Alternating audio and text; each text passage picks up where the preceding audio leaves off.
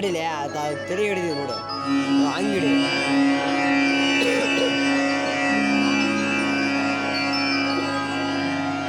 ತಲೆ ಹಿಡಿತಿ ಅದರಿಂದ ಮತ್ತೆ ಬರೋದ ಅದು ತಲೆ ಹೋಗಿ ಅಲ್ಲಿ ಕೆರೆಟ್ ಹಿಡಿ ಮನದನವನ್ನು ಉದ್ಧರಿಸುವ ಭಾರ ನಿನ್ನೆಲ್ಲಿ ಕೂಡಿದ್ಯಮ್ಮ ನಿನ್ನೆಲ್ಲಿ ಕೂಡಿದ್ರು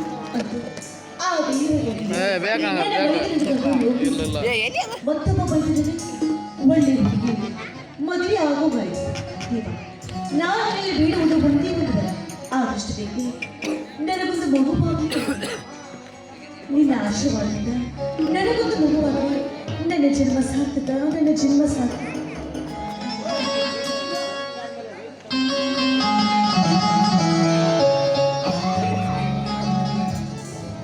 ಸೀತಾ ಸೀತಾ ವಿಜಯದಶಮಿ ಹಬ್ಬದಂದು ಶ್ರೀದೇವಿ ಮುಂದೆ ಪೂಜೆ ಸಲ್ಲಿಸುತ್ತಾ ಏನೆಂದು ಬೇಡಿಕೊಂಡೆ ಸ್ವಾಮಿ ಏನು ಅಂತ ಬೇಡಿಕೊಂಡು ಯಾರು ಇಲ್ಲದ ನನಗೆ ಎಲ್ಲವೂ ನೀವೇ ಆಗಿದ್ದೀರ ಅಂದಮೇಲೆ ಆದಷ್ಟು ಸುಪುತ್ರ ಭಾಗ್ಯವನ್ನು ದೊರಕಿಸಿಕೊಡ್ತಾಯಿ ಅಂತ ಆ ದೇವಿ ಹತ್ರ ಬೇಡಿಕೊಳ್ತಾ ಇದ್ದೇನೆ ಹೇ ಹುಚ್ಚಿ ಬೇಡಿದಾಗ ಸಿಗಲು ಅವೇನು ಮರದಲ್ಲಿ ಬಿಡುವ ಒಳ್ಳೆಂದು ತಿಳಿದಿರುವೆಯಾ ಆ ತಾಯಿ ಕೃಪೆ ತೋರಿದ್ರೆ ಒಂದಕ್ಕೆ 2 ಮಕ್ಕಳನ್ನು ಪಡೆಯುವೆ ನಿಜ ಸ್ವಾಮಿ ಆ ಒಂದು ಗಳಿಗೆಗಾಗಿ ನಾನು ಕೂಡ ಜಾತಕ ಪರೀಕ್ಷೆಯಂತೆ ಕಾಯ್ದೆ ಕೂತಿದ್ದೀನಿ ಆಗೇನು ಮಾಡೋದು ಹೀಗೆ ಬಂಚಿ ಹೋಗು ಆ ತಾಯಿಗೆ ಕೇಳ್ತಾ ಇಲ್ಲ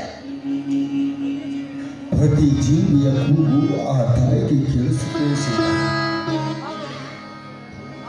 ಆದರೆ ಮೊದಲು ನೋವನ್ನು ಕೊಟ್ಟು ನಂತರ ವರವನ್ನು ಕೊಡುವ ವರದಾತೆ ಈ ಮಾತಾಯಿ. ಹೌದು, ಈ ಮನೆಯಲ್ಲಿ ನಿನಗೆ ಯಾವ ಚಿಂತೆ ಇದೆ? ಹಬ್ಬದ ದಿನದಂದು ಕಣ್ಣೀರು ಸುರಿಸುತ್ತಿರುವಲ್ಲ. ಸ್ವಾಮಿ, ಚಿನ್ನದಂತ ಪತಿ ನಿನ್ನ ಕಣ್ಣೆದುರುಗಡೆ ಇರಬೇಕಾದ್ರೆ ನಾನು ನೀನು ಅಂತ ಬಯಸ್ತೀನಿ. ಇದು ತಾಯಿ ಕರುಣಬೇಕು, ಹಾಗೆಲ್ಲ ಮಾತಾಡ್ತಿರ್ತಾರೆ. ಸೀತಾ, ಭೂಮಿಯ ಮೇಲೆ ಎಷ್ಟೋ ಜನ ಮಕ್ಕಳು ಅನಾಥರಾಗಿದ್ದಾರೆ. ಅವರನ್ನೇ ನಮ್ಮ ಮಕ್ಕಳಂತೆ ಭಾವಿಸೋಣ. ಸೀತಾ, ಎಷ್ಟೋ ಜನ ಮಕ್ಕಳಿಲ್ಲದೆ ಕೊರಗುತ್ತಿದ್ದಾರೆ. ಅವರನ್ನು ಕಂಡು ನಾವು ತಾಳ್ಮೆಯಿಂದಿರೋಣ. ಹೊರಗೆ ಹೊತ್ತು ಪ್ರೀತಿಯಿಂದ ಸಾಕಿದ ಹೆತ್ತವರನ್ನೇ ಅನಾಥಾಶ್ರಮಕ್ಕೆ ತಳ್ಳುವ ದುಷ್ಟ ಮಕ್ಕಳು ಹೆಚ್ಚಿಲ್ಲ ಈ ನಿನ್ನ ಹಾಳು ಸಮಾಜದಲ್ಲಿ. ನಿನಗೆ ನಾನು, ನನಗೆ ನೀನು ಎಂಬಂತೆ ಕೊನೆವರೆಗೂ ಮಗುವಾಗಿರೋಣ. ತಿಳಿದೆ? ಆಯ್ತು ಸ್ವಾಮಿ, ನೀವಾಡುವ ಈ ಮಾತುಗಳೇ ನನಗೆ ವೇದವಾಗಿದೆ. ನಿಮ್ಮ ಮಾತಿನಂತೆ ಪತಿಯ ಹೆಜ್ಜೆಯಲ್ಲಿ ಹುಚ್ಚಿ ಹಾಕುವುದು ಸತಿಯಾದವಳ ಧರ್ಮ ತಾನೇ. ಸರಿ, ನಿಮ್ಮ ಇಚ್ಛೆ ಇದ್ದಂತೆ ಆಗಲಿ, ನಡೀಲಿ. ಸಮಯ ಬಹಳ ಆಗ್ತಾ ಇದೆ, ಮೊದಲು ಊಟ ಮಾಡಿದಂತೆ.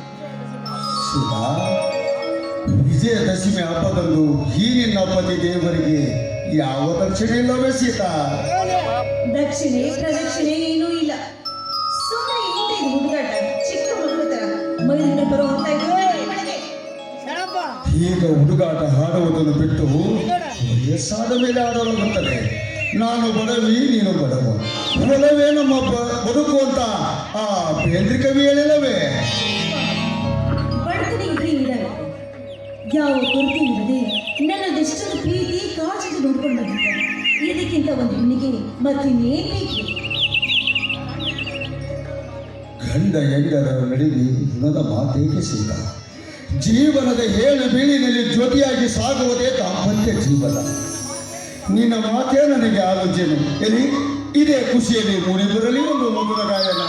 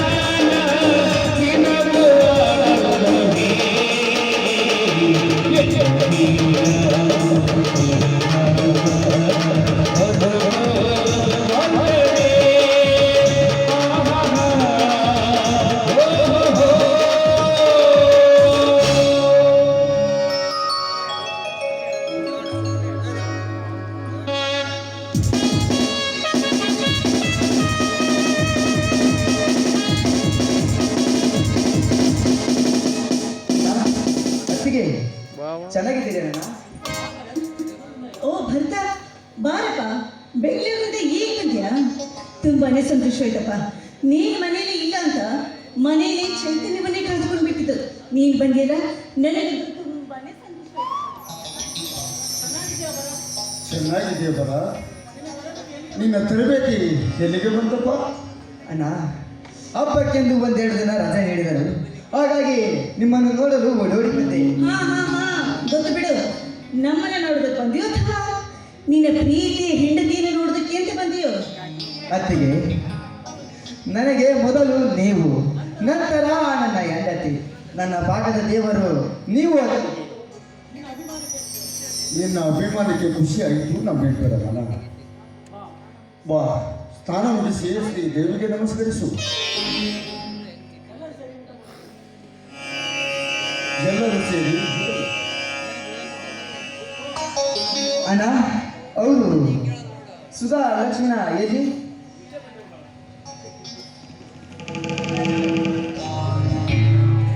ಇಲ್ಲೇ ಬಂದೆವು ಬರೋಣ. ಹೌದು, ನೀನು ಯಾವಾಗ ಬಂದೆ? ಎಲ್ಲ ಕ್ಷೇಮವೇ? ಇದ್ದೇನೆ. ನನ್ನ ಹೆಂಡತಿ ತುಂಬಾ